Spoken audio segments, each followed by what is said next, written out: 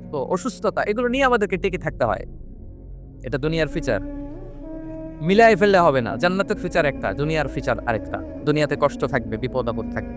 এই দুনিয়ার ফিচারটা আল্লাহ তাআলা কোরআনের একটা আয়াতে খুব চমৎকার ভাবে উল্লেখ করেছেন। সেটা দিয়েই আমি আলোচনা শুরু করেছি। আল্লাহ তাআলা ইরশাদ করছেন, ওয়ালা নাবলুওয়ান্নাকুম বিশাইইম মিনাল খাউফি ওয়াল জু'i ওয়া নাকসিম মিনাল আমওয়ালি ওয়াল আনফুসি ওয়াস সামারাত ওয়া বাশশিরিস সাবিরিন।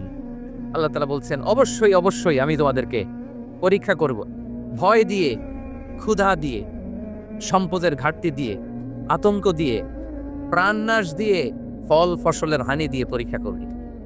কিন্তু এই পরীক্ষায় যারা উত্তীর্ণ হবে, যারা সবর ইখতিয়ার করবে, ওয়াবাশশিরিস সাবিরিন, ধৈর্যশীলদের জন্য আপনি হতাশ হবেন, জীবন নিয়ে আর অভিযোগ থাকবে না, আপনি ভেঙে পড়বেন না, সব অভিযোগ হতাশা দূর হয়ে যাবে। আমাদের জীবনে যত হতাশা, আমাদের জীবন নিয়ে যত অভিযোগ, আমাদের মনে যত কষ্ট, আমাদের হৃদয়ের ভেতরে যত অস্থিরতা, তার মূলে হচ্ছে